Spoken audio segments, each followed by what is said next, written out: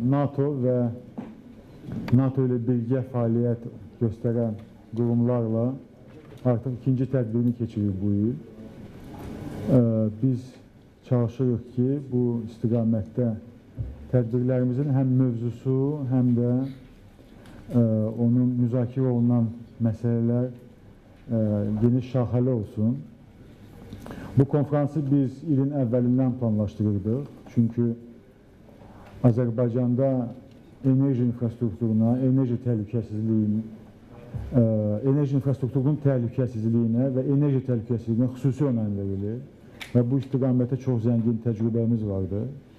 Və bu istiqamətdə NATO'nun da sonuncu sammitində enerji infrastrukturunun strateji əhəmiyyəti nəzərə alınmışdı və bu mövzu artıq bizim üçün bir əməkdaşlıq mövzusuna çevrilmişdi. Çünki Azərbaycan həm enerji təhlükəsizliyinə, həm enerji infrastrukturunun təhlükəsizliyinə xüsusi önəm verir. Və bu mövzuda deyiləsi sözü kifayət qədər çoxdur.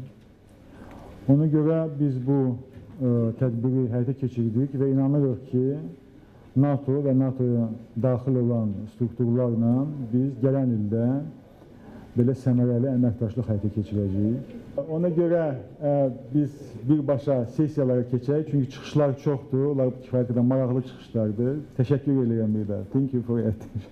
Good morning, ladies and gentlemen. I am the Lieutenant Colonel Nicolas Henry. I'm the Deputy Director of the NATO Energy Security Center of Excellence. And we are very happy and honored to co-organize this conference with the Center of Strategic Study of Azerbaijan today here in Baku.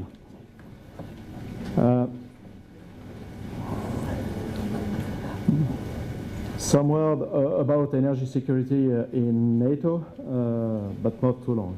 You know that the alliance began to rethink its role in energy security at the Riga summit in 2006, where the North Atlantic Council was directed to assess the most immediate risks in the field of energy security. The outcome of this reflection was examined at NATO's Bucharest summit in April 2008, and the area of the concentration were reinforced in the Lisbon summits and in the Chicago summit in 2012. Due to its importance, critical energy infrastructure is facing a growing threat of terrorist attacks, the effect of which will be felt worldwide. These threats could take different forms, from a single and limited action to a multiple and planned operation, like attack on NATO pipeline system by Action Direct in a communist terrorist group in the early 80s, with conventional weapons or through cyber attack. Tensions in the global energy market only increase the attractiveness of energy infrastructure to terrorists. Since 2001, NATO maritime forces have been providing security for key resource routes in Mediterranean through Operation Active Endeavour, and these routes can be considered also as critical energy infrastructure. NATO will not examine disruption connected to accident or natural disaster, or disruption resulting for decision made for supplier states or companies. However, consultations about the future depth and range of NATO's involvement in addressing critical energy infrastructure protection, both within the islands or with NATO partner countries, are ongoing. Future assistance in the field in this field may result in NATO promoting the exchange of information, intelligence, and best practices between allies, partners, countries, and the private sector. Increasing the level of surveillance of energy flow, providing technical assistance and training to partner countries, promoting regional and multilateral initiatives, and responding to requests by allies and partners by providing temporary direct protection for pipeline or choke points in response to specific threats. NATO Energy Security Center of Excellence was created with this aim, to become the hub on energy security domain, collecting the needs, creating ad hoc project study or workshop, increasing cooperation inside NATO with partners and also with national and international organizations or private companies. This cooperation and collaboration is a necessity to cover the field of research, analysis, develop concept and doctrine, education of troops in particular, and training and creation of multinational exercise. Before his official inauguration by the President of the Republic of Lithuania and NATO Secretary General on the 6th of September 2013, the Center had initiated such collaboration, and this joint conference and the participation to an expert of the Center to the joint advisory training team follow this spirit, creating wide community of interest. Thank you for your attention and enjoy this conference. Thank you very much. G'arat müəllim, çox sağ olun. İcazənizlə konferansın birinci sessiyasına keçərdik və spikerlərin əsasən beynəlxalq tərkibdə olduğu nəzərə alaraq indi icazənizlə mən ingilis dilində davam edərdim. Good morning, ladies and gentlemen. Welcome again. With your kind permission, let us just to start the first session of our conference today. Before starting, I would like to again to express that I'm really glad to have another opportunity to participate at SAMS event, and I'm extremely honored to have that kind of the distinguished panel for our discussion today. Let me first introduce my colleagues at the panel, introduce the speakers in order they will speak today. First we'll have Dr. Arūnas Molis from Lithuania, a friend of mine.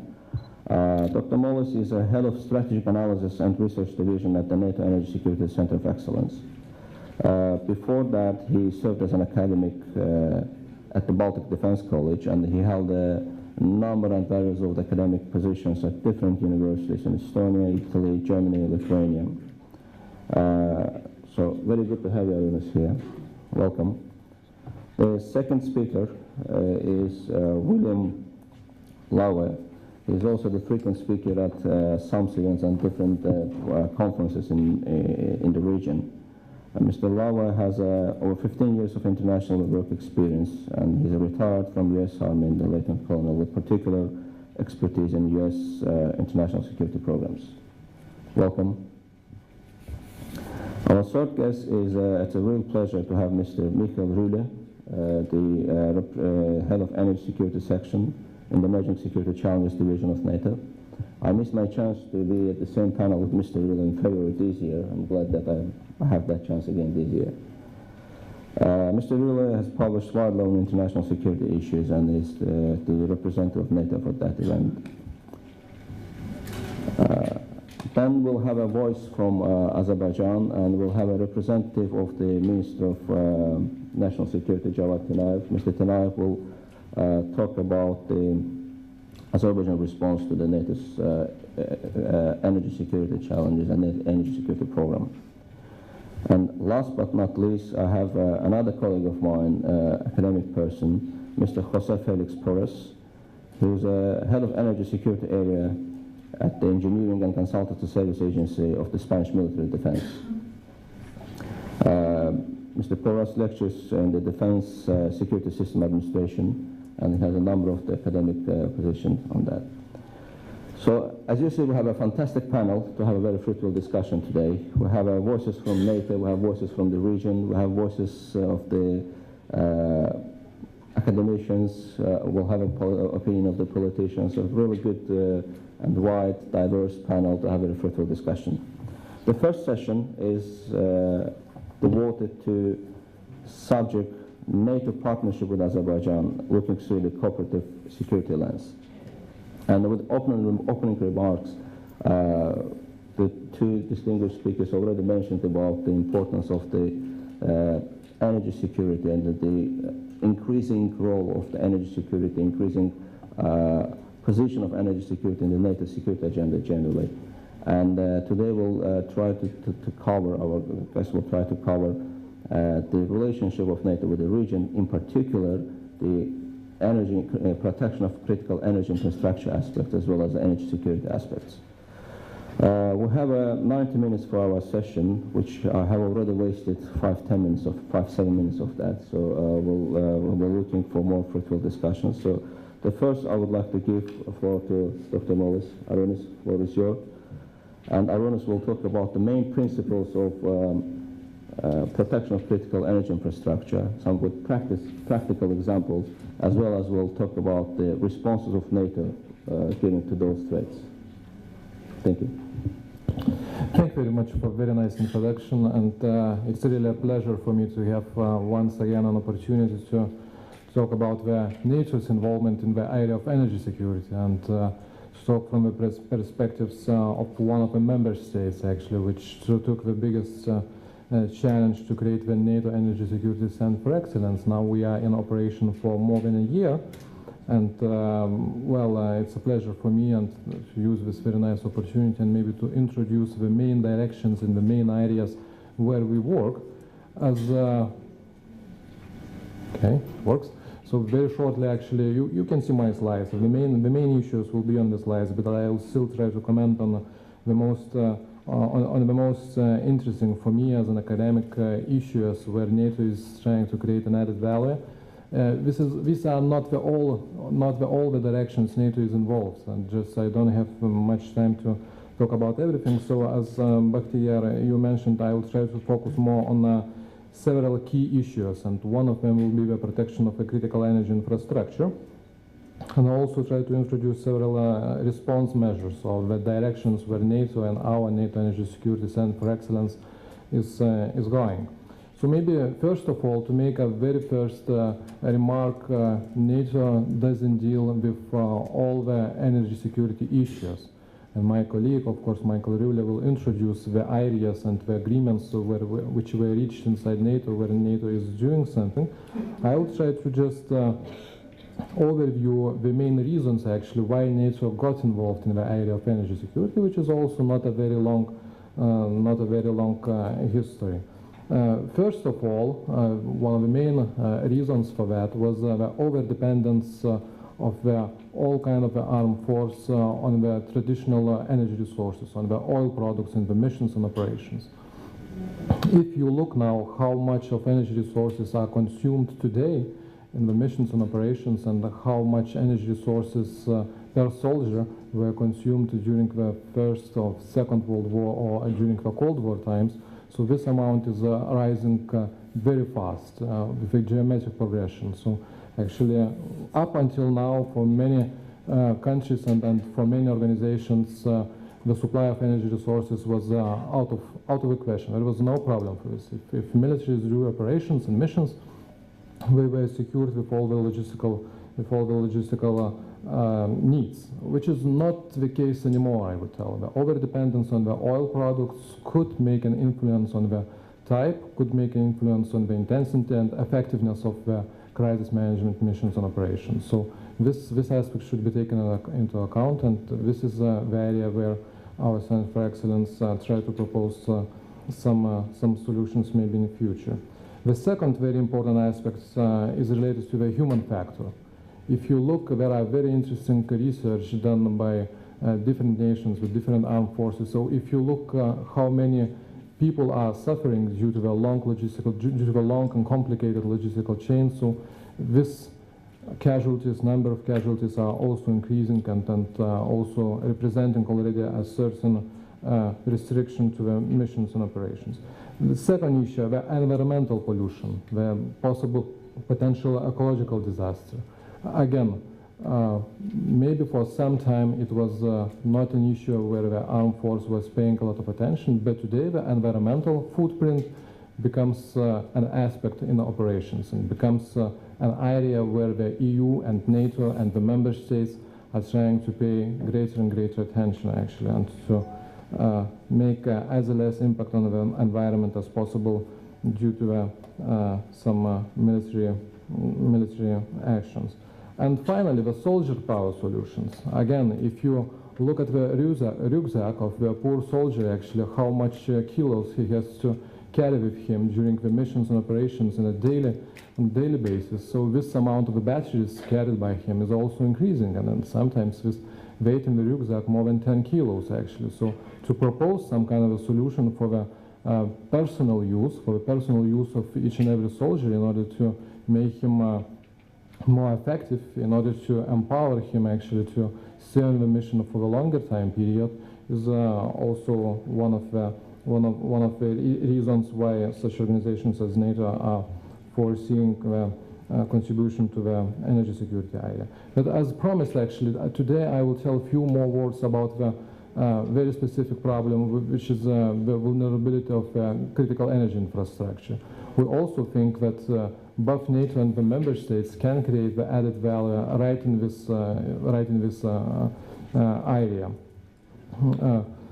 Maybe also, first of all, several reasons why today we talk about the possible involvement of the armed force, the possible involvement of the academic sector and the industry sector and the international organizations in improving the protection of the critical energy infrastructure. So maybe first of all, the rising piracy, terrorism, diversions, and many other issues which are today on the agenda and which directly influence the security and safety of the critical pipelines, of the critical terminals, of ports, electricity supply systems, tankers on the sea, both including oil and in future most probably the LNG and so on.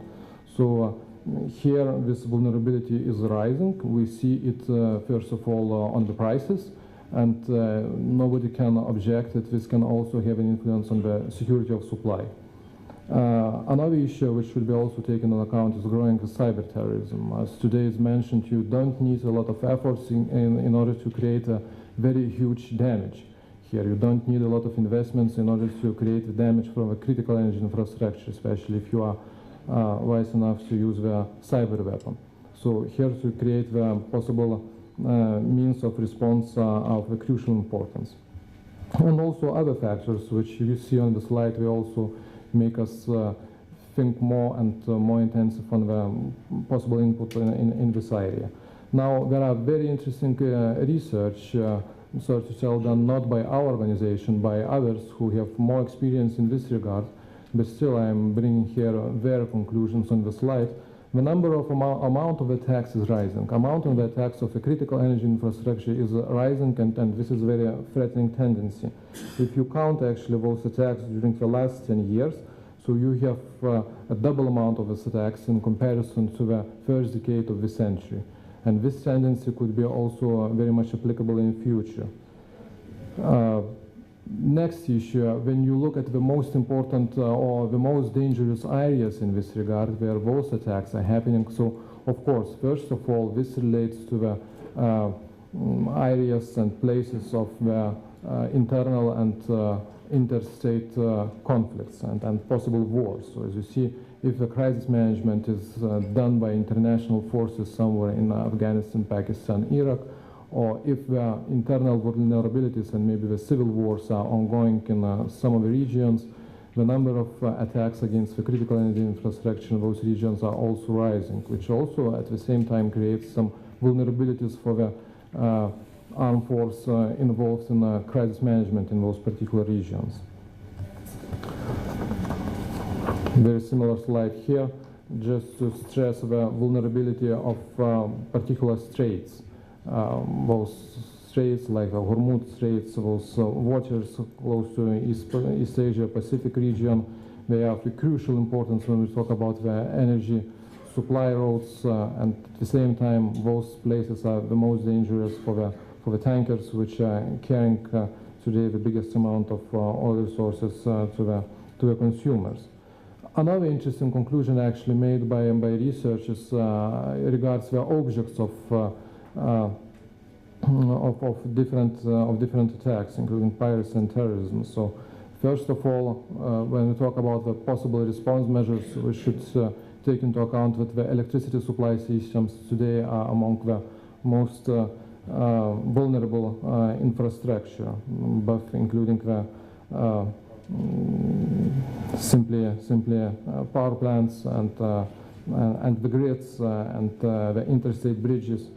but at the same time, the traditional energy resources infrastructure, like oil and gas infrastructure, pipelines and the terminals are among the infrastructure objects where those attacks are happening in the biggest quantities. I also promised to tell a few words about the cyber threats to the critical energy infrastructure, and again I'm referring to my colleagues in the United States, Department of Homeland Security, who make a very clear conclusion on the importance of the cyber issues in this regard. When you look actually on the slide which infrastructure is in the most dangerous situation today regarding the cyber attacks, so it's again the energy infrastructure. The energy infrastructure suffers the most from cyber-related threats. More than half of those attacks are happening over the energy infrastructure objects. When we talk about the aims and the main challenges to the cyber attacks, so it can be, of course, about taking over the control, but at the same time obtaining the information, disperse the false information, destroying even physically. The main challenges in this regard is, first of all, of course, to know if you are really challenged, if you are really attacked. So even to detect this in some of the cases is hardly possible. Mitigation of a physical destruction, of course, is even a more important question in this regard when you look how many institutions are fighting with cyber attacks and what are their capabilities to detect the attacker and to mitigate a threat. At the same time, as I was introduced, I'm academic, so I'm always challenging actually. We can think about many response issues, but when you look actually how reliable they are, and if you ask the question, do they create maybe some new challenges, and do those response measures maybe create the new risks? So most probably yes, and there are many academics, so I'm here referring to one of the studies done in Sweden, which tell that the response measures we take could create the additional challenges and risks, as for instance the windmills. It's a very general example actually in Western Europe, but still many people in Western Europe today are relating their energy supply future with establishment of more and more renewable energy resources infrastructure, and one of them could be windmills.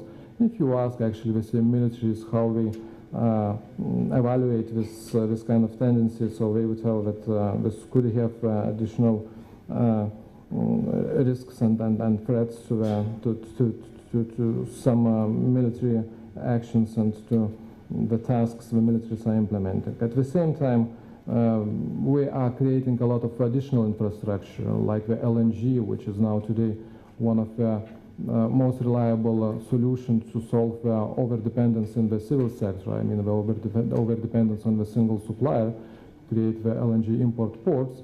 At the same time, militaries could ask actually what happens if this infrastructure is damaged. At the same time, these imports being the entry points for the friendly force actually coming in case of the military attack over the state. So there are some challenges and there are some dilemmas how fast we can go with the introduction of the new measures in the energy sector, in the civilian energy sector, without damaging the military aspect of it.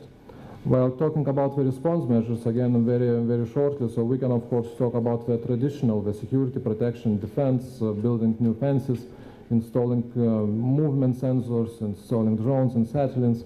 But most probably the most important measure today is to think and to focus on the preventive measures, on improvement the systems which resist and withstand the attacks, which is also not the easiest task actually. So enabling the system to maintain the function even if some critical parts have been damaged or destroyed, another challenge in this regard and another task.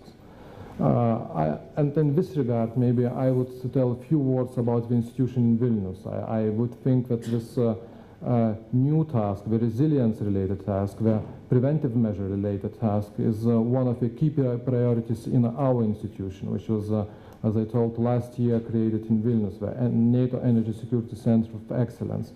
If you look, first of all, at the composition of the center, you see that the NATO member states are involved from the very beginning of this center. So we have 6 nations on board, 3 Baltic states, Turkey, Italy, and France.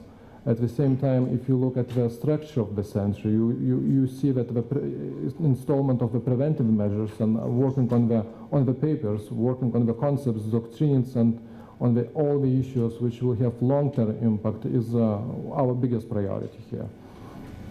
Analysis and research is the section which I'm heading, so we particularly focus on the protection of the critical energy infrastructure, the analysis and research and proposals which in future might be developing into the concepts and doctrines in this regard. And if you look at the products actually we try to represent for our audience and for our so-called clients, so the protection of critical energy infrastructure is again one of the most important pillars in this regard, together with the military application of energy innovations and international cooperation, meaningful cooperation with partners.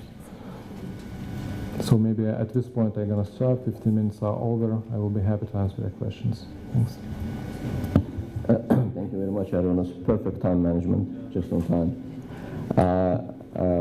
Very interesting presentation by my colleague with covered quite widely the current vulnerabilities in the critical energy infrastructure. And I'm personally surprised with the increasing number of the attacks to the energy infrastructure worldwide. It's quite good food for thought, and not at the global level only, also for this specific region as well. With that, I would like to give the floor to Dr. William Lowe to talk about the perspectives for the regional cooperation with NATO and energy security. How the threats to the energy security addressed in the region. What are the perspectives here? Mr. Lowe. Well, thank you. And first of all, I'd like to say I'm not a doctor, so but maybe all my military experience adds up to something close. I really welcome Azerbaijan's leadership and initiative to bring together such a distinguished panel of experts and a distinguished audience to consider a very important topic of energy security. And it's particularly important for this region, where we have a growing energy infrastructure linking Azerbaijan with the rest of Europe. And as we look at how NATO can provide support to Azerbaijan, there's a few areas that become somewhat obvious, and others for NATO are more difficult. As you all know, energy security is an extremely broad concept, and where NATO can provide, I'd say, the most immediate and practical support is on the organization of cooperation between nations to look at their connections and communication and operations and coordination to be able to respond to incidents that could take place against critical infrastructure. Now, as we look at the future of this region, the one obvious connection that Azerbaijan has already taken a leadership role in is connecting Azerbaijan, Georgia, and Turkey in cooperative efforts in developing their doctrine and procedures to respond to infrastructure attacks. A recent example is, well, it's about, I think, 1 month ago, the Ministry of Defense of Azerbaijan, supported by NATO ally Turkey, conducted a command post exercise for an international peacekeeping brigade. They brought the staff officers from Turkey, from Georgia, to work with staff officers in Azerbaijan to coordinate and help develop their capabilities of coordination in a role that depicted a destabilized neighborhood through which critical energy infrastructure transited. And therefore, these organizations, these battalions cooperated in order to stabilize the situation around this critical infrastructure. This was done in accordance with NATO doctrine in English, using NATO standards for each one of these units. So this is a very practical, concrete example. The The other areas of coordination and cooperation that NATO supports in, of course, is cybersecurity. It's a much more challenging environment for NATO to operate in, more sensitive. However, we already have practical examples of how using the NATO Center of Excellence in Tallinn and expertise that can come and help develop their cybersecurity organization and cooperative efforts. If we're looking at the energy corridor, coordination on cybersecurity between Azerbaijan, Georgia, and Turkey is going to grow in importance, just the same as how they look at coordination for response to threats against energy security infrastructure. This is a very practical way that NATO can play a role, and as a facilitator to help bring these three countries and the expertise in these three countries together. So with Azerbaijan having the resources and of course the critical need, can be a leader in this area, and working with NATO lead this cooperative effort, at first linking the three countries together in their coordination, communication, and response capabilities, but then further down the road, linking those end users in the countries that will be much more interested in the security of this infrastructure in the future, which is countries of Europe, and also engage them cooperatively in the development of more effective coordination measures and cooperation also to prevent potential threats, as well as being able to respond to threats against this infrastructure. So as we consider how this system is going to develop, looking later on today at the gas corridor, we look at the energy corridor, we keep in mind that it's the ability of these three countries to communicate, to cooperate, and to coordinate their activities, which becomes increasingly important. And this takes some organization to help firm up these links, to help develop real lines of communications, processes, procedures, and coordinating efforts. And NATO can play a role in helping Azerbaijan, as well as our other partner Georgia and our ally Turkey, to do this. Thank you. Thank you very much, Mr. Lava. Good summary of the regional cooperation in that critical energy infrastructure protection issues, as well as general the NATO partners. Thank you very much. I would like to give the floor to Head of Energy Security Section in Emerging Security Challenges Division, Mr. Mikhail Rule. Mr. Rule will talk about the cooperation in energy security, and will cover not only the current status but also the future prospects. Mr. Rule, the floor is yours. Thank you very much, Mr. Chairman, and thanks to the organizers for putting together this event. I would like to focus my presentation really on NATO's partnership with Azerbaijan, because I believe that NATO and Azerbaijan are natural partners when it comes to energy security. And let me just briefly walk you through the political framework that defines NATO's role in energy security, then look at some of the areas of activities that we are doing, and then look at the specific cooperation that NATO and Azerbaijan are undertaking and hopefully will be undertaking in the future.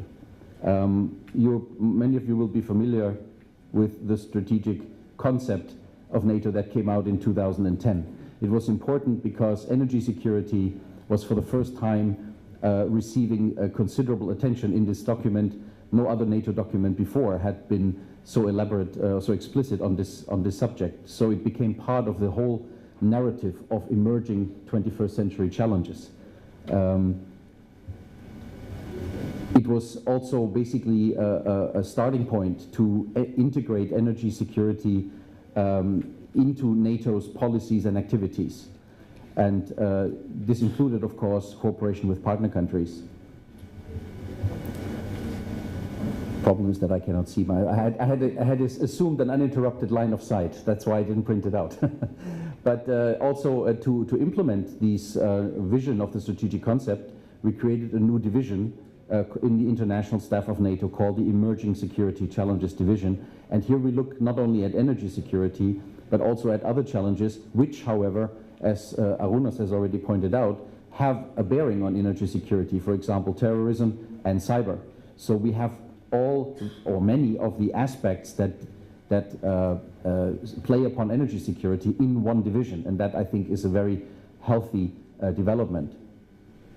And this, of course, allows for more focused, if I may say so, policy development in the future. So we have, I think, laid the right basis for doing more on energy security between allies and partners. The most recent statement is, of course, the Chicago Summit Declaration, and it contains basically the key elements of our work. Significantly improving the energy efficiency of our military forces. This is what Arunas has begun his presentation with. Develop our competence in supporting the protection of critical energy infrastructure, and further develop our cooperation with partners. So you basically have the key elements right there. Important to know, however, and this is very important in all my presentations, is to realize that there are certain limits. As NATO is embarking on a subject like energy security, which is to a large extent, if an economic activity, it is important to keep in mind what I call the 3 red lines. First of all, we should not militarize an issue that is predominantly economic. Even if we talk about threats and challenges to energy security, NATO has no intention to make something more military than it should be, because that could backfire. Second, we should not duplicate other actors' roles and responsibilities. Energy security is a wide-ranging field. Many actors are there, many economic actors in particular. So we need to be very careful as we flesh out our own role, not to duplicate what others are doing.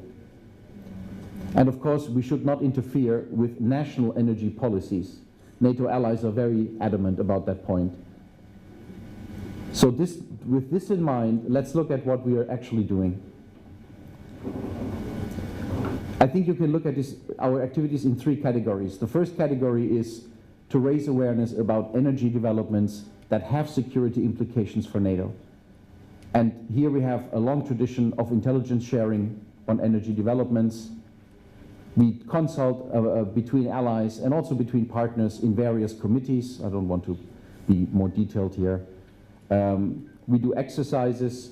For example, we try to more and more put energy scenarios into our exercises so that our diplomats, our military leaders get used to working with the many, what one may call black swans, the many surprises that can happen if energy is suddenly going missing. Training is, of course, a very important thing. I'll come back to this. I think training is perhaps the most interesting growth industry in NATO on many issues, including on energy security. We have a few courses that touch upon energy security, but not yet, I would say, a major sustained training effort. And partnership with international organizations, that goes without saying. As I said, there are many actors, and if we want to develop our role, we need to know what the others are doing so that we can harmonize our work. The second major area of our activities is providing support to the protection of critical energy infrastructure. It is important to note that it's called providing support to. It doesn't say that NATO is protecting energy infrastructure. Our main focus is on exchange of best practices on critical energy infrastructure protection. Here we consult, for example, in the framework of civil emergency planning at NATO, again, a very old, long-standing tradition in NATO.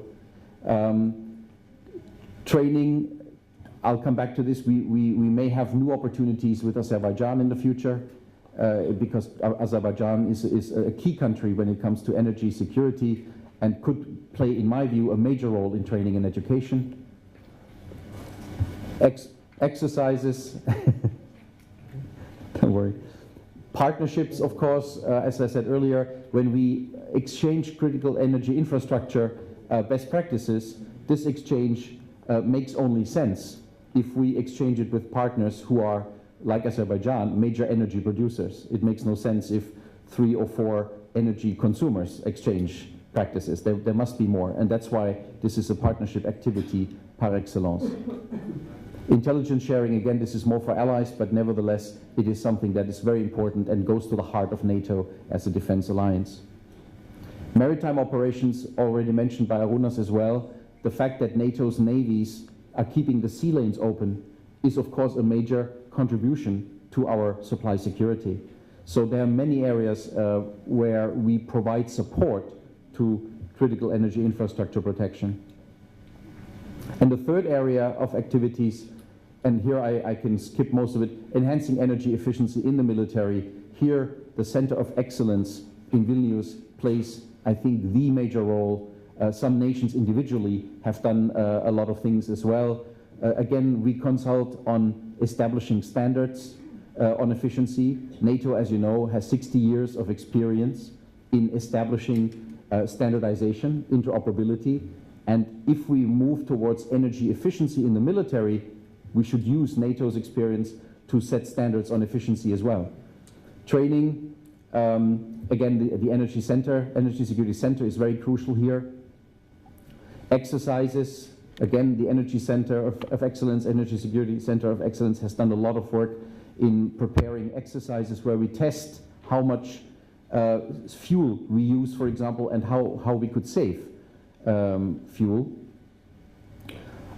Partnerships. We have one program which, for example, contains partners like Sweden and Australia. And at first glance, this may sound strange, but these two countries have done a lot of work in energy efficiency in the military. So by bringing particularly experienced partners into certain programs, we, NATO, also benefit in terms of getting additional expertise. And of course, the science program of NATO. Scientific cooperation also extends to things such as energy efficiency and energy security more broadly. What do we do with Azerbaijan? A lot. In fact, Azerbaijan is by far the most active partner when it comes to cooperation on energy security with NATO. I can state this not to flatter you, it's simply a fact.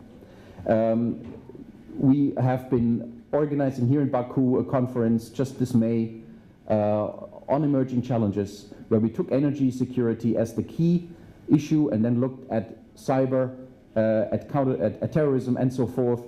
So this was a major event co-organized by the Diplomatic Academy, and everybody believed that this was one of the best conferences we have done in many years. When it comes to civil emergency planning, exchange of best practices on how to protect infrastructure, Azerbaijan is very active in some of the NATO's committees and groups. Azerbaijan also contributes to the disaster preparedness of NATO. We also look at energy-related disasters. So Azerbaijan, I think, brings valuable expertise. We have had briefings and continue to have briefings from various players, let me put it that way, players from Azerbaijan to NATO's political committees on various aspects of energy security. So Azerbaijan is physically very present and politically very present at NATO headquarters, and that's very, very important and very welcome. Azerbaijan chairs a group on the protection of infrastructure in a framework of our combating terrorism activities. And just in June of this year, we had a discussion with international experts at NATO headquarters under the chairmanship of Azerbaijan on exchange of best practices. Azerbaijan also organizes public briefings and presentations. Recently we had a book presentation, for example, by an Azerbaijani author at NATO headquarters, and it was actually very well attended, considering that this is during office hours and people have to just go out of their office and listen for an hour or two. The turnout was quite good. So there is also this political, keeping the attention of NATO focused on Azerbaijan is very important, and I think your country is doing extremely well. We from NATO have been at various educational events because we benefit tremendously from it here in Azerbaijan. And there are ideas now that Azerbaijan could do more on training. Many partner countries are very much involved in training in what we call partnership training and education centers. Should Azerbaijan be interested in it, the logical area would of course be energy security. So Azerbaijan could probably do more in terms of training and education for other allies, for other partners. I think it's the natural place to do it.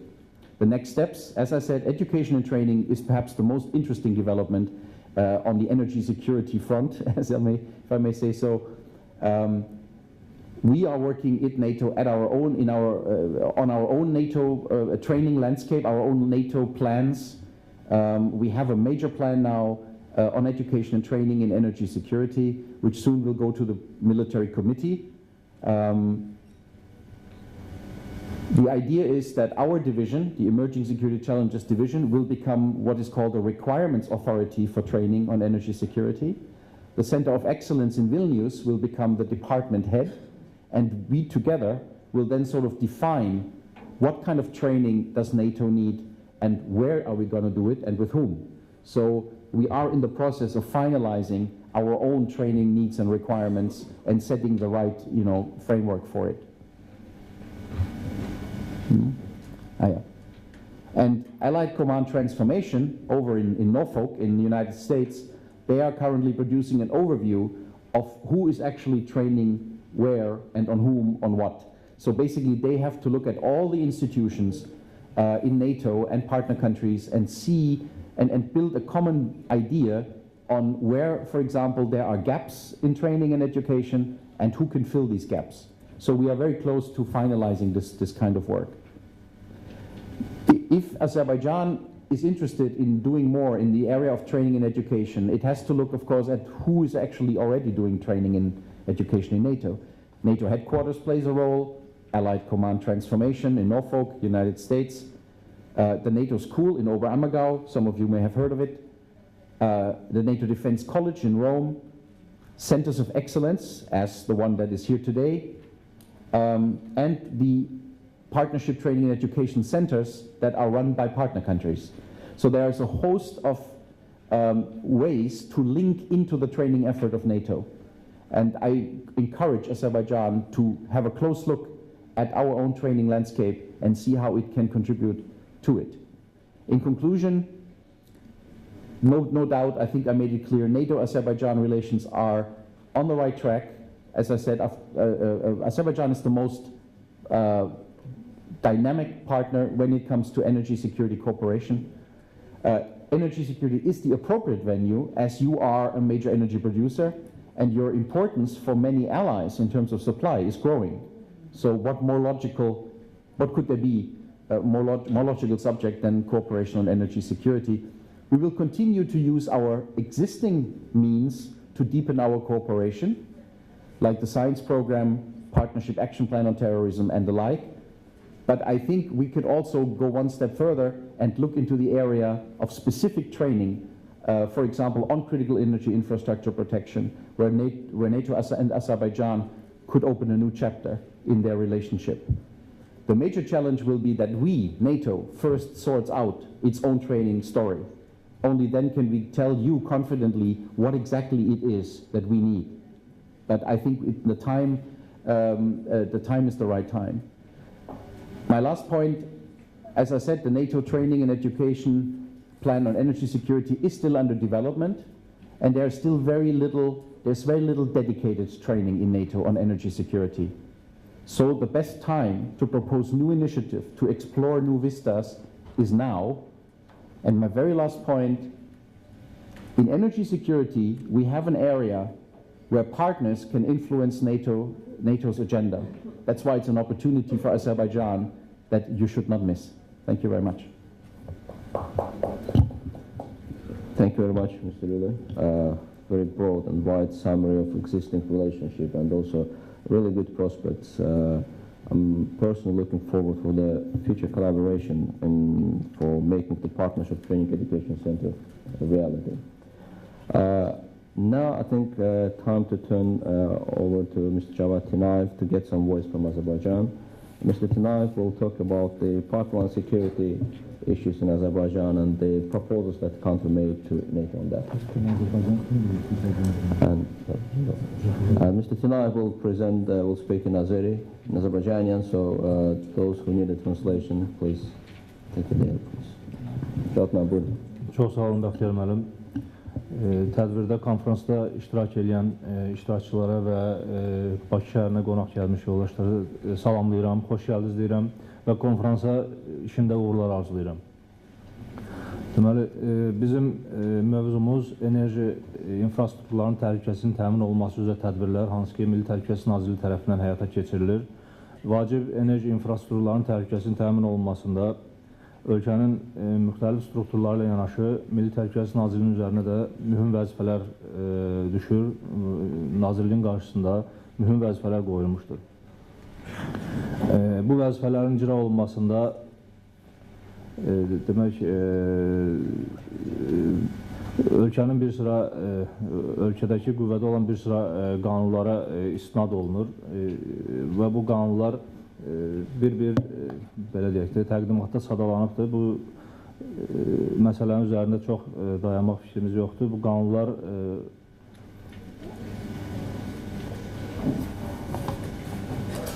normativ hüquqi baza, hansı ki fəaliyyətimizdə bu normativ hüquqi bazalara istinad edirik. Ölkədə mühüm enerji infrastrukturlarının təhlükəsizliyi ilə, daha doğrusu fiziki mühafizəsi ilə müxtəlif strukturlar öz səlahiyyətləri daxilində məşğul olur. Milli Təhlükəsizlik Nazirliyi bu vacib enerji infrastrukturlarının təhlükəsizliyinin əməliyyat təminatı ilə məşğul olur. Fiziki mühafizə və öz fəaliyyətində fiziki mühafizəni həyata keçirən strukturlara məlumat mübadiləsi və digər yardımlar göstəririk. Deməli, ümumi götürəndə ölkədəki mühüm enerji infrastrukturlarının yerləşməsini coğrafi olaraq iki qrupa bölürük. Burada dənizdə yerləşən və quruda yerləşən mühüm enerji infrastrukturlarından söhbət gedir. Quruda və yerləşməsi, coğrafi yerləşməsindən asılı olaraq həyata keçirilən təhlükəsizlik tədbirləri də öz spesifikliyi ilə, xüsusiyyətləri ilə seçilir. İlk növbədə quruda yerləşən mühüm enerji infrastrukturlarının təhlükəsinin təmin olunması ilə bağlı öz fikirlərimizi bölüşmək istəyirik. Burada əsasən hansı obyektlərdən söhbət gedir? Bakı-Tbilisi-Ceyhan əsas ixrac boru kəməri, hansı ki bu kəmərin 443 kilometrlik hissəsi Azərbaycan ərazisindən keçir. Cənubi Qafqaz boru kəməri yenə eyni koridorda 443 kilometrlik hissəsi. Bakı-Supsa neft kəmərinin 457 kilometrlik hissəsi Azərbaycan ərazisindən keçən hissəsi və Bakı-Novorosiysk 230 kilometrlik Bakı-Novorosiysk ixrac boru kəmərinin əməliyyat təminatı aparılır, təhlükəsizliyinin. Bundan əlavə bu kəmərlərin başlandığı Səngəçal terminalı neft və qazın ilkin emalı hazırlanması üzrə Səngəçal terminalının təhlükəsizliyi. Eyni zamanda qeyd elədiyimiz ixrac boru kəmərlərinin müxtəlif yerüstü infrastruktur obyektləri var. Nasos stansiyaları, sirtmə stansiyaları və s. Eyni zamanda qeyd edək dənizdəki obyektləri. Dənizdəki obyektlər Azəri Çıraq Günəşli yatağı üzrə istismar olunan platformalar, Şahdəniz layihəsi üzrə istismarda olan platforma, eyni zamanda bu layihələrə cəlb olunmuş vacib əhəmiyyətli üzən qazma qurğularıdır. Qeyd olunan obyektlərin təhlükəsizliyinin həyata keçirilməsində bir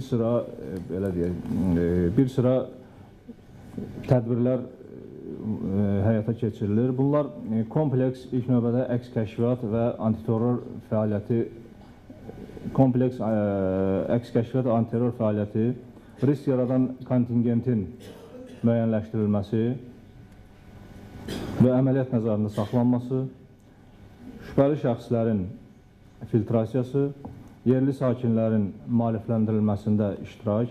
Bu xüsusilə yerli sakinlərin maarifləndirilməsi xüsusilə onunla vacibdir ki, Səngəçal terminalından belə deyək, perimetri olan obyektlərin təhlükəsizliyinin həyata keçirilməsi bir formada həyata keçirilir. Bir də kəmərlər, hansı ki, Respublikanın bir başından o biri başına uzanan 450, 460, 440 kilometrlik kəmərlər müxtəlif coğrafi ərazilərdən, müxtəlif yaşayış məntəqələrinin yaxınlığından və yaxud da ki, yaşayış məntəqələrindən uzaq məsafələrdən keçir və bunların, bu obyektlərin perimetri mümkün deyil. Yəni, bunun perimetri boyu mühafizəsi mümkün deyil. Ona görə də biz yerli sakinlərin, yerli kəmərlərin boyu yerləşən icmaların imkanlarından istifadə edirik.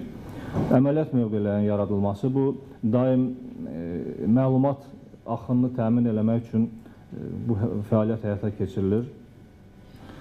Mühüm enerji infrastrukturlarında fövqəladə vəziyyətə hazırlığın qiymətləndirilməsi, perimetral mühafizənin etibarlılığının qiymətləndirilməsi, obyektlərin daxilində baş verən proseslərə əməliyyat nəzarəti, infrastrukturlara kənardan istiqamətləndirilmiş təhdidlərin aşkarlanması, xəbərdar edilməsi və qarşısının alınması, infrastrukturların təhlükəsinə cəlb olmuş digər qurumlarla qarşılıqlı operativ əlaqə, burada əvvəldə qeyd elədik, məlumat mübadiləsi və s. Və məndən əvvəlki məruzələrdə də bu xüsusilə qeyd olundu, infrastrukturun kiber hücumlardan qorunma sisteminin formalaşdırılması və s. Deməli, sadaladığımız istiqamətlər üzrə, hansı ki, xüsusilə tədbirlərin əsas istiqamətləridir, sadaladığımız istiqamətlər üzrə risklərin qiymətləndirilməsi və idarə olunması ən vacib elementlərdən biridir. Strateji neft-qaz infrastrukturu obyektlərinin təhlükəsinin təmin olunması istiqamətində əks kəşfiyyat və antiterror tədbirlərinin uğurla həyata keçirilməsi ilk növbədə risklərin qiymətləndirilməsi və idarə olunması üzrə tədbirlərin keyfiyyətindən asılıdır. Burada əsas təsir göstərən obyektlərin təhlükəsizliyinə əsas təsir göstərən risklər ilk növbədə təsnifləşdirilir, təhlil aparılır və risklərin azaldılması üzrə təkliflər irəli sürülür. Deməli, işimizin xüsusiyyəti, belə deyək, əsas mahiyyəti qeyd olunan mühüm enerji infrastrukturlarının təhlükəsizliyinin təmin olunması üzrə işimizin əsas xüsusiyyəti qeyd olunan hazırki slaytda öz əksini tapıb. Burada əsas məsələ məlumatların əldə olunmasıdır. Təhlükəsizlik həyata keçirilən obyektlərin daxilindən, obyektlərin təhlükəsizliyi ilə bağlı hər hansı məlumat daxildən, burada personal və s. nəzərdə tutulur.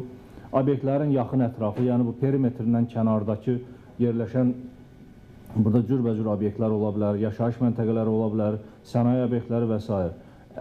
Obyektlərin ətrafı üzrə məlumatların əldə olunması, sırf tərəfimizdən təhlükəsizlik həyata keçirilən obyektlərin belə deyək ki, təhlükəsizliyinə və yaxud da ki, obyektlərə qarşı təhdidlərə dair məlumatların toplanmasından söhbət gedir. Bir də ölkə xaricindən, burada ölkə xaricindən məlumatlar cürbəcür istiqamətlərdə əldə olunur. Partnyor xüsusi xidmət orqanlarını qeyd eləmək olar və yaxud da ki, xaricdə yerləşən digər məlumat mənbələrindən.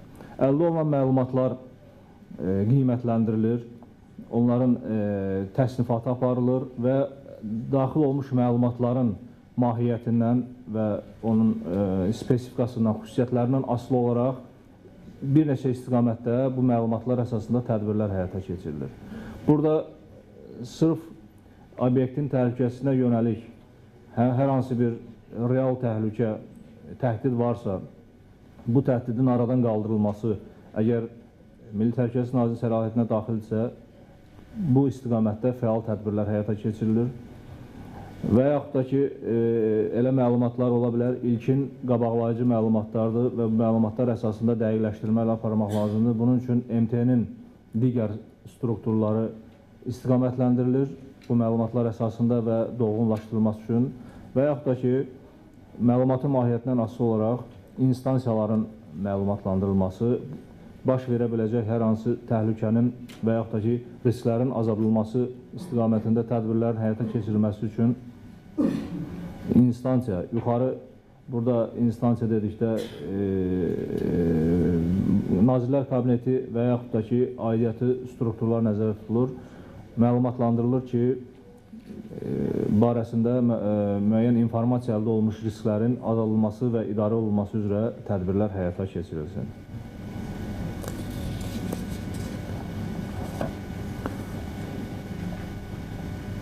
Risklərin idarə olunması və təhlükə mənbələri. Burada hər iki məqam üzrə, yəni təhlükə mənbəyi, təhlükənin reallaşması, ümumiyyətlə risklər və onların idarə olunması üzrə tədbirlər. Burada müəyyən balans mümkündürsə, yəni mövcud olan təhlükəyə adekvat bizim qüvvə vasitələrimiz, təşkilat tədbirlərimiz və risklərin idarə olunması üzrə metodlarımız varsa və bu balans təmin olunursa, biz obyektlərin təhlükəsinin təmin olunması üzrə həyata keçirdiyimiz işləri uğurlu hesab edə bilərik.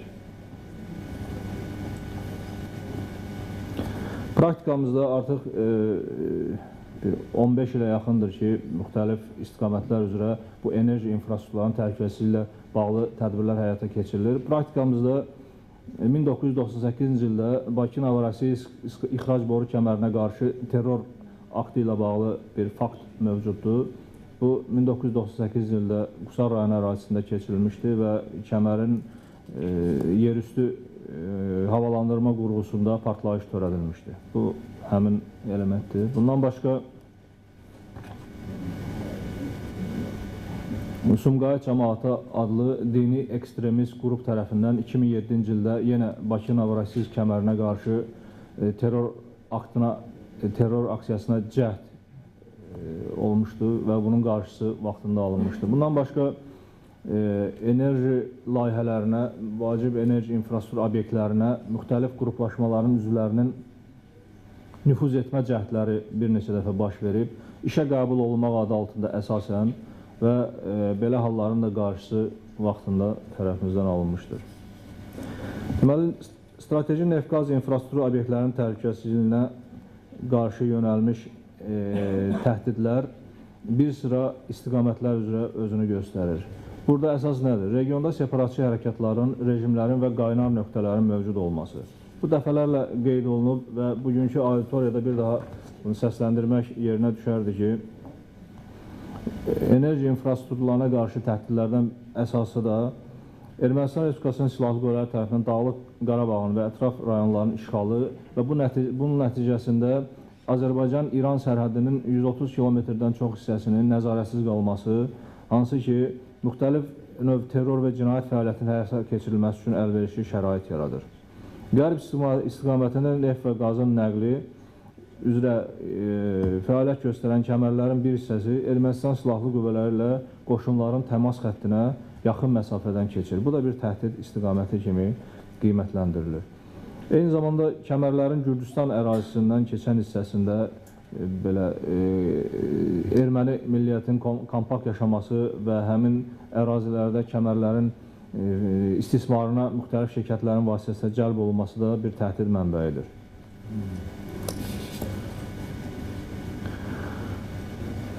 İkinci əsas məsələ terrorçu, bir neçə dəqiqə əvvəl qeyd elədik, terrorçu və ekstremist təşkilatların nümayəndələrinin strateji obyektlərinə nüfuz olunması. Müxtəlif şirkətlər tərəfindən layihələrdə işləmək, işə qəbul adı altında müxtəlif ölkələrdən, xüsusilə terrorun müəyyən qədər yayıldığı ölkələrdən işçi qüvvəsinin cəlb olunması halları mövcuddur. Bu da müxtəlif terrorçu təşkilatlara aid şəxslərin obyektlərə nüfuz etməsinə, daxil olmasına imkan yaradır. Dənizdəki infrastruktur obyektlərinin təhlükəsizliyi ilə bağlı Xəzər dənizinin hüquqi statusunun bugünkü günə qədər müəyyənləşməməsi də bir tərəfdən əlavə təsir göstərir. Dənizdəki stasionar platformaların, digər boru xəttlərinin, sualtı boru xəttlərinin və s.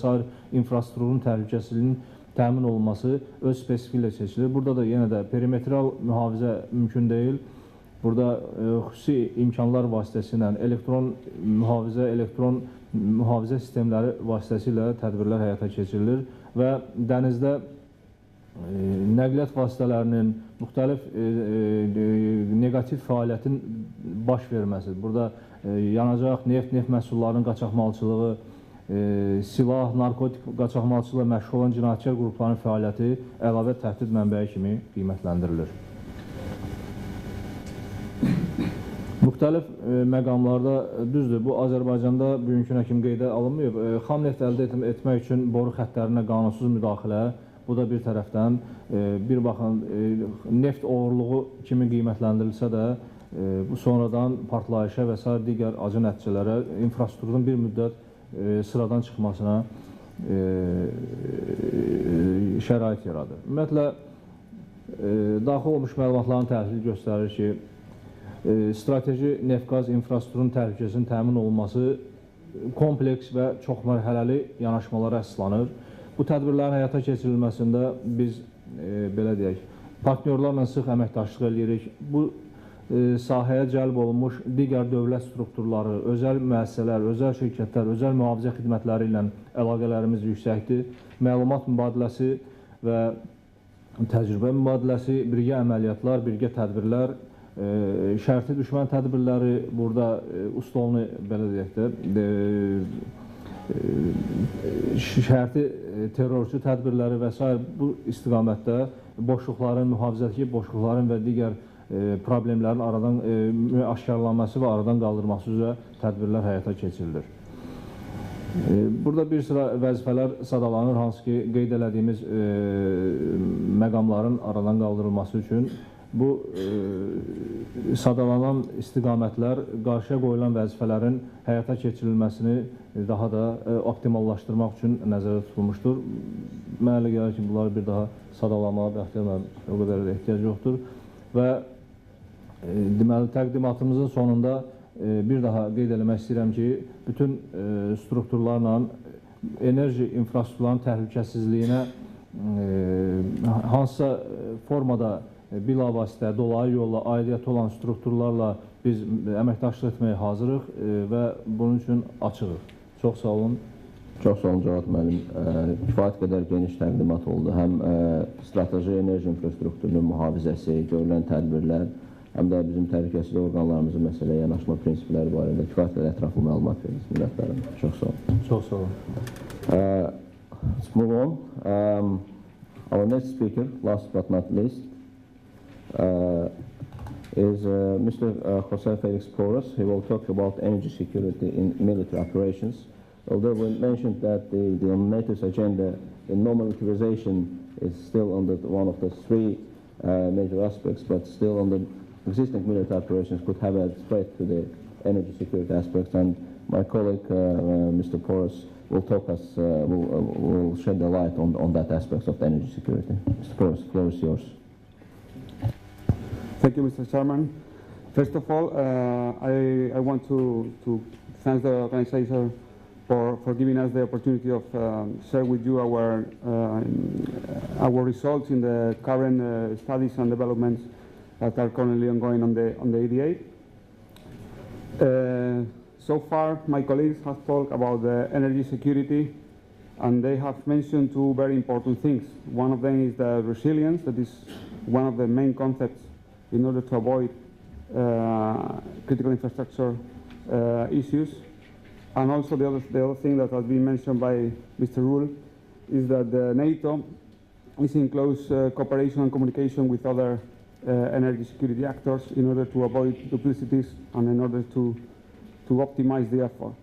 In that sense, I want to present some of the achievements that have been done by the EDA that mean that probably represent one of these close cooperation with NATO. First of all, I would like to talk a little bit about the background in terms of the European Union policies about energy security, how the European Union understands energy security is mainly based on these three concepts. First of all, sustainability of energy. That means to ensure the supply of energy, and also to have the energy available at a reasonable price. In the Europe 2020 policy that was set up in the 2010, is the first time that energy security appears as a priority also for the European Union, and it was curiously the same date as NATO started to talk about this issue. Also, in terms of energy policies, In the 2011, the military green was launched by the EDA and also contains this issue. These are the main goals for the Europe 2020 policy that affect directly to energy security. That is to include at least in a 20% the renewable energies in terms of production, to reduce the greenhouse gas emission in a 20%, and to start to introduce biofuels. As the armed forces are one of the largest consumers of energy, the CSPD and the EDA start to take into account this 2020 policy and start to launch programs in that sense. In close cooperation with the NATO, the EU is talking right now about the pooling and sharing in order to respect what Mr. Rull said before, that is the national energy policies of the EU members. And it is more or less the same that is happening with the smart defense. Energy security is part of these two concepts. And mainly from the EDA point of view, they look specifically in three aspects. The logistics, when you talk about military operation, because it's one of the key points when you are trying to put fuel on a mission. The impact of the fuel dependency, because so far almost all the missions ongoing are using some percent of their energy based on fuel. And also the overcost that means sometimes to buy or to get the fuel put on those places. There are also some facts and figures that support the need of tackling the issue of the fuel dependency. That is, as I said before, very linked to the resilience. And these are some of them. The high value burden cost that you can afford when you have to buy fuel for a very remote area in a military operation. Also that most of the logistic in a mission is used just for transporting the fuel, and what this means or the impact that this means in the operations. Also, most of this fuel is used for the climatization of the accommodation of the soldiers. And also, another important figure is that half of the fuel that is used for aircraft is used in the refueling operation. So all these kind of inefficiencies push the EDA to take some actions about the fuel dependency. And another important, perhaps the more important for the NATO and EU is the casualties. As you have to move through convoys all the fuel to the missions, there are statistics that after 24 convoys you have always some casualties. So this is something to avoid. So focusing in the improvement of the fuel usage on the camps and also to reducing the dependency, you can refocus the combat force in their mission. You can enlarge the range of maneuver for the troops, and also you reduce the vulnerability of the troop. In that sense, and focusing in the operational energy, that is the energy security concept applied to military operation or to crisis management operations, we were working with the EDA to try to reduce this dependency on fuel that affects directly in logistics and in cost. That means that in this energy security chain, if you try to reduce the dependency on fuel, you are avoiding a great part of the impact in terms of critical infrastructure protection. More or less, you are working in the close end of the chain because you are able to produce part of the energy directly on the camps. There are many experiences also in the States similar to this one, but this is the first one that has been done purely by the European Union. What was the approach of this project? Based on our experience in different UN missions, NATO missions, also some Ministry of Defense and the EDA, we start to realize that most of the consumer in the terms of military operations are waste for logistics and for what we call the life of the camp. So really, in operations, you don't spend so much as it seems at the first sight. So we designed a project that, first of all, try to give us a global picture of how is the consumption of fuel right now in the mission that are ongoing. The second thing was to try to optimize design of camps in both sense. One of them only using fuel, but optimizing the waste of fuel, and the other one using fuel combining with another renewable energies. And finally, try to obtain a kind of easy software that helps the planners of the missions to design the camps. How we develop that project? Initially, we think to go and tackle directly the European Union members and ask what they are doing in the operations. But we thought that if we don't only like this, we miss part of the picture. So we decided to send questionnaires to many other ministries of defense and to try to get information not only from the EDA members and the EU members, and also from other missions accomplished by NATO or UN, and even for partners that are not purely European ones. With this information, we create the designs for the most typical military camps, and also we start to develop the tool. And finally, we use the design we have already prepared to check if the software tool works properly. And what were the final results we have?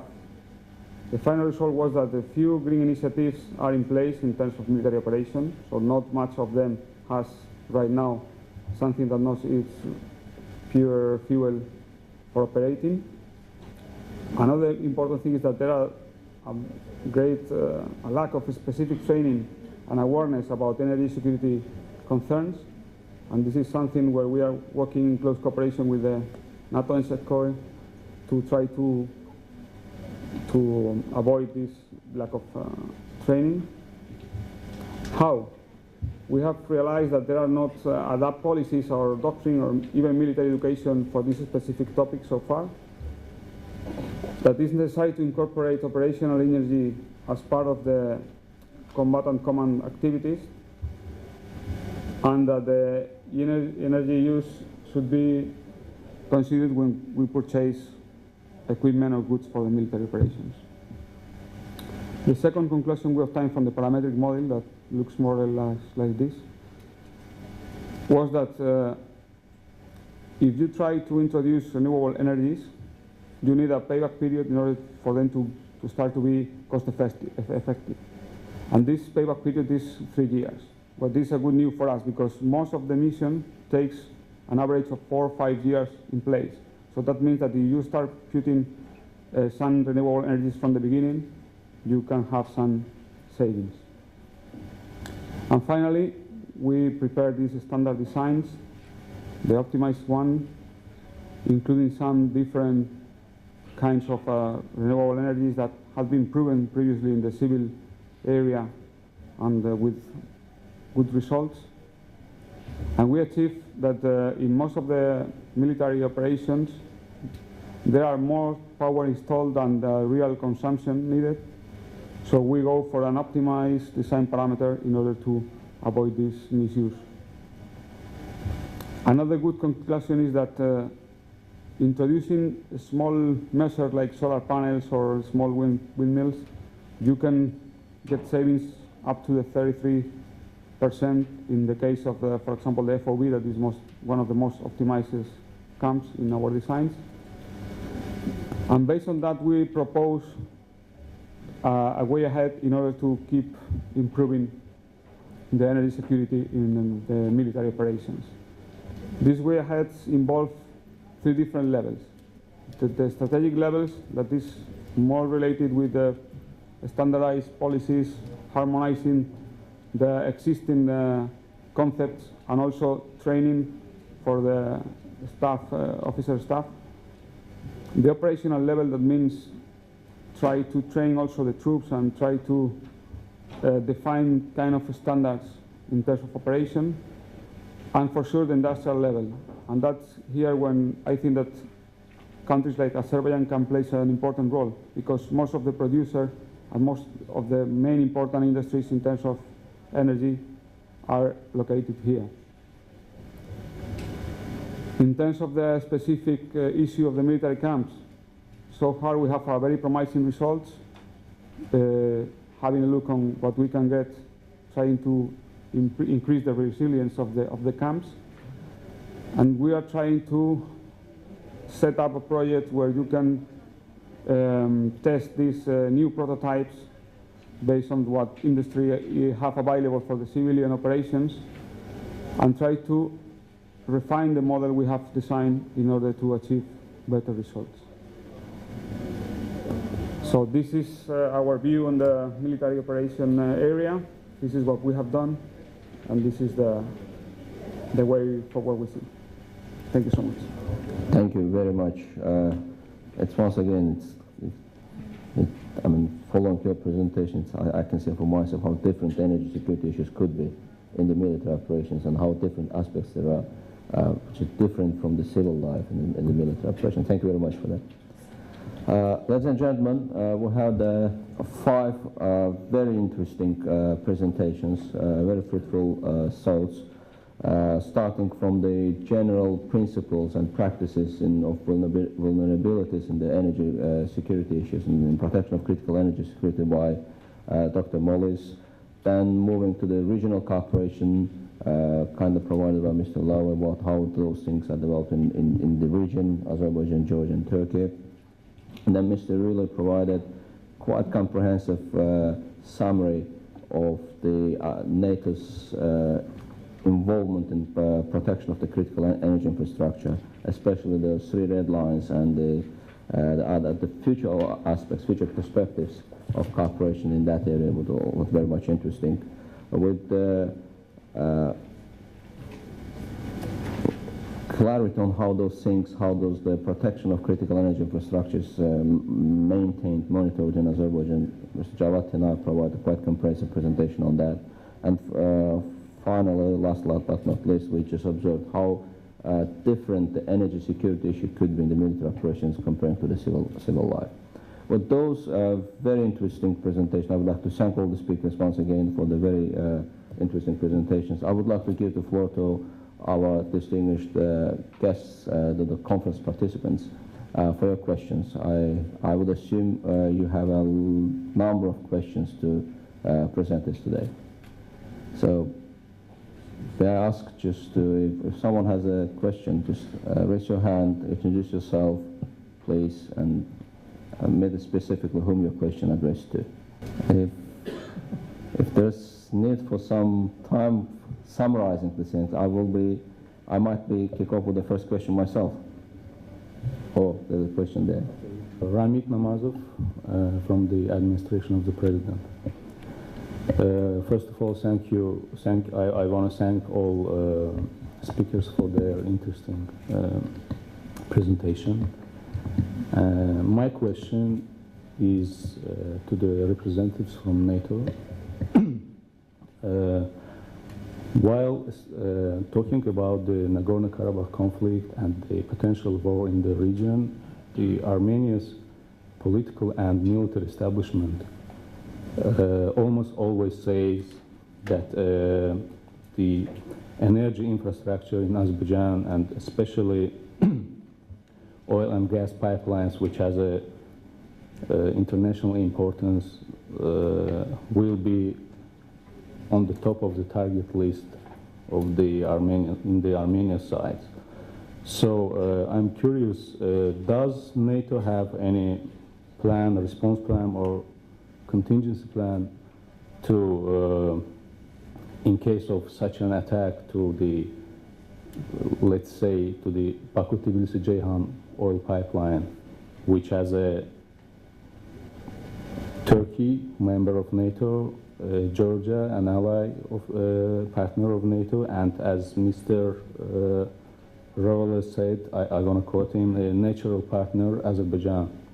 So, do you have in your in your presentation you mentioned that you have certain exercises and energy scenarios? I want to know. I want to heard your thoughts, or if you don't have, how should the NATO act in case of such an attack? Thank you. Thank you. First of all, critical energy infrastructure protection is a national responsibility. So if you talk about a pipeline that goes through 3 countries, it's these 3 countries that take care of it. And it seems to me they are taking care of it. The second point is Azerbaijan, as well as Armenia and Georgia and others in the region, are partners, not allies. So it's not about contingency planning for attacks. We're not doing contingency planning for attacks on countries that do not belong to NATO. If you want to go that far, then you have to become a member of NATO. That will take a while. But the point is, therefore, that scenarios, when we try to bring energy scenarios into our exercises, these are generic scenarios. These are, we do generally exercises with artificial landscapes, artificial countries, because we want to avoid any political implications that this may have. So the idea is simply to train our military and to train our political masters in the in the challenges that they may face if any kind of disruption may occur, for example, during a military operation or the like. But it is not, we do not have plans to defend partner countries in the kind of way that you imply. So what we offer is a platform where we can talk about energy infrastructure protection, but the ultimate responsibility lies with you, not with NATO. Thank you. Any further questions? Soğanlar, buyurun. Devlet Mülk Şirketi, Əflatun Əsənov. Mən hər şeydən öncə təşəkkür eləmək istəyirəm hörmətli Cavab müəllimə. Bu neft infrastrukturu haqqında geniş məlumat verdiyinə görə və mövcud olan deyək ki, obyektlərin təhlükəsinin təmin olması haqqında məruzəsinə görə. Amma eyni zamanda bilmək istəyirdim ki, dünyada ümumiyyətlə belə bir qızıl standart deyilən bir təhlükəsinin istər təmin olması, istər monitoring həyata keçirilməsi üzrə belə bir stabil kosmik ölkə olsaq da bugün bizim kosmik peykimiz o fəaliyyət həyata keçirmə imkanına malik deyil. İnşallah gələcəkdə bu mövcud olacaqdır. Amma bugün dünyada qlobal mənada infrastrukturun deyək ki, təhlükəsinin təmin edilməsi, istər monitorinq həyata keçirilməsində elə Amerikanın özünün, NATO'nun bir GOI peyki var, onun vasitəsindən və digər peyklər əvvəl sırf hərbi məqsədlər üçün nəzərdə tutulsa da, hal-hazırda o müxtəlif partnerlik istiqamətində, əməkdaşlıq istiqamətində xidmətlər göstərir. Bu baxımdan mən bilmək istəyirdim ki, bu qızıl standart dərkən istər peyk texnologiyaları vasitəsilə infrastrukturların təhlükəsinin təmin edilməsi, istərsə də peyk altı texnologiya vasitəsilə demək müşahidələrin həyata keçirilməsi, kəşfiyyatdan başqa bu fəaliyyətlərin həyata keçirilməsi istiqamətində bir təhlükəsiz orqanı kimi, ali orqanı kimi belə bir fəaliyyət sizdə mövcuddur, yoxsa bu gələcəkdə bu NATO ilə belə bir əməkdaşlıq nəzərdə tutulurmu? Çox sağ olun Əflatun müəllim. Sualı yəqin ki, cavablandıraq. Deməli, belə bir standart deyək ki, dünya üzrə boru kəmərlərinin təhlükəsizliyi bu formada, bu çərçivədə həyata keçirilməsidir, belə bir standart mövcud deyil. Boru kəmərlərindən söhbət gedir. Eyni zamanda dəniz platformalarına da bu fikir aiddir ki, bununla bağlı dəniz platformaları, dənizdə yerləşən platformaların da təhlükəsizliyi ilə, mühafizəsi ilə bağlı söhbət fiziki mühafizəsindən gedir. Hər hansı bir standart yanaşma fərqlidir. Standart mövcud deyil, bir çərçivə mövcud deyil. Qaldı sırf perimetri olan bunun mühafizə çəpəri, giriş qapısı belə deyək, ətrafında mühafizə sistemləri olan obyektlərdən söhbət gedirsə, burada misal kimi Səngəçal terminalını çəkə bilərik ki, bu bir vahid orqanizmdir, bir obyektdir və bunun perimetri var, bunun perimetrində mühafizə sistemləri var, fiziki mühafizə, elektron mühafizə. Bununla bağlı müəyyən standartlar var, hansı ki biz bu standartları partnyorlarla, operator şirkətlərin, bizim misalda götürək BP-ni, operator şirkətlər və yaxud da ki partnyorların bu və fiziki mühafizəsinə məsuliyyət daşıyan strukturlarla bir yerdə, bunun qarşılıqlı hökumətlə bir yerdə işlənilir. Ancaq boru kəmərləri, hansı ki uzun belə məsafədə yerin altı ilə yerin üstünə müxtəlif və dənizdə yerləşən, bunlarla bağlı heç bir standart yoxdur. Hər hansı bir ölkədə, müxtəlif ölkələrdə müxtəlif mühafizə ilə bağlı yanaşmalar var. Bəzi ölkələrdə ümumiyyətlə heç bir mühafizə tədbirləri həyata keçirilmir. Ancaq Bakı-Tbilisi-Ceyhan kəməri inşa olunarkən və bilirsiniz ki, bu kəmərin inşası müəyyən çətin etaplardan, mərhələlərdən keçdi və kreditorlar qarşısında, ekoloji həşrlıqlar qarşısında öhdəliklər götürülmüşdü ki, bu kəmərin təhlükəsizliyi təmin olunacaq, ətraf mühitə heç bir təhlükəsizlik. Buna görə də bu kəmərin təhlükəsi ilə bağlı xüsusi mühafizə sistemləri həyata keçirilir hər üç ölkədə. Azərbaycan, Gürcüstan, Türkiyədə. Hansı ki, dünyanın heç bir başqa bir ölkəsində boru kəmərlərinin bu formada, fiziki, patrol formasında bu cür sıx, çox yaxın mühafizəsi ki, hansı ki keçirilir. Başqa ölkələrdə biz buna rastlaşmamışıq, belə deyək ki, təcrübədə görməmişik. Yenə deyirəm, aparıcı ölkələrlə təcrübə mübadiləsi aparılıb, səfərlər bizim mütəxəssislərin həmin ölkələrə, onların bizə. Ancaq buradakı kimi fiziki mühafizə ilə bağlı tədbirlər, bu cür sıx tədbirlər heç bir başqa kəmərlərə belə deyək ki, münasibətdə həyata keçirilmir. O ki, qaldı müasir texnologiyaların tətbiqi ilə mühafizə sistemlərinin belə bir fikirlər var, xüsusilə dənizdəki platformalarda müxtəlif sistemlərin tətbiqindən, hansı ki, su altı və yaxud da ki, suyun üstü ilə sanksiyalaşdırılmamış müdaxiləni vaxtında qarşısını almaq, xəbərdar etmək, qarşısını almaq üçün müxtəlif elektron mühafizə sistemlərinin tətbiq istiqamətində müzakirələr, məsləhətləşmələr gedir və yaxın zamanlarda dəniz platformalarında yəqin bu tətbiq olunacaq və qurudakı boru xətlərinin mühafizəsi ilə bağlı da müasir texnologiyaların tətbiqi burada belə deyək ki, pilotsuz uçan aparatlar mı və yaxud da ki, digər kəmərin üzərində müxtəlif məsələlər, radar sistemlərinin qurulması və bu radarlara peyk vasitəsi, yəni burada hər hansı bir qazıntı və yaxud da ki,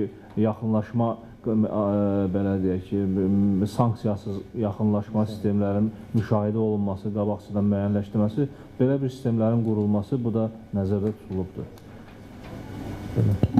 Çox sağ olun, cavab müəllim. Any further question? Sual? Maybe then I'll ask my final question for that session. Actually, I forgot to introduce myself at the beginning, so I'll introduce myself as a question asking. I'm a lecturer at Bakü State University, specializing in security and energy politics. My question will go to Mr. Rule. Question a bit provocative for the future prospects of the relationship of Azerbaijan as a partner country and the NATO. Recognizing that our relationship was not on the right track, and recognizing that the cooperation, level of cooperation in terms of the protection of critical energy infrastructure also in a good shape, as well as recognizing the fact that the security of the existing infrastructure, energy infrastructure, is the responsibility of the national security of each country, and then we're on the good hands there as well. Mr. Tanaev talked about the measures we as a country are taking. But just in case of any real security threat to existing infrastructure, when the local resources may not be sufficient, the question is to what extent we could to what extent NATO cooperation, not NATO partnership, could help in those circumstances. I'm talking about Azerbaijan and Georgia altogether as partner countries. I do understand that to rely on for further Article 5 protection, we need to become a member of the NATO. So Article 5, the cornerstone, doesn't apply. But at the same time, Article 4, which is partnership relationship, that relies the maximum level of the discussion of the security provision is basically cooperation discussion. So Article 4 is not good enough, and Article 5 is far away. What about Article 4.5? That's a very good question. In the format of the maybe individual security agreement, individual partnership agreement, specifically for the protection of the critical energy infrastructure. Thank you. Thank you. Very good question. I think Article 4 is, or could be a 4.5, if we continue to deepen the cooperation we already have. As I said earlier, Azerbaijan has understood that because NATO is not predominantly an energy institution and has lots of other things to do, for example, finishing, hopefully successfully, the Afghanistan mission, you need to compete for attention. You need to compete for attention with other issues, and therefore you have to make your case consistently and through all the channels that are available. And in my view, one of the most successful ways of making it the case for your specific regional issues is to show that you are more than an emergency country that needs NATO in a certain case. And that's why it's important that a country shows that it makes contributions to the broader agenda. And this is what Azerbaijan is doing, of course, in many respects, by sending forces to NATO-led operations, for example, but also by, in my view, in the future, by offering training on energy infrastructure protection, for example, which could be taken up by other partner countries and by NATO allies as well. So that as long as the idea is in the room that it's all about a semi-Article 5, I think you will exactly never get there. That's the paradox. And I think we need to find a balance where a country, a partner country, shows that yes, we have regional concerns, but at the same time, we are not just, our cooperation with NATO does not just revolve around this regional concern. And I think we have a good balance in this respect. On the formal answer to your specific question, if you mentioned Article 4 yourself, if a partner perceives a threat to its own security or integrity, he can step forward and ask for consultations with NATO. And by having already consultations, for example, on energy issues in NATO, I think Azerbaijan increases its chance that if something should happen, it will find the ears of the allies. So I think, personally, I would not dwell too much on an aspect, let's say on the emergency aspect, because it may turn certain allies off. So let's keep it in perspective. Yeah. Thank you very much. With no further questions in the room, I would like to conclude our first session today with thanking all the speakers and the participants. And I would like to invite everyone to the coffee break for 15 minutes. And I would like to ask everyone to be back in the room by 11:35, please. Thank you very much.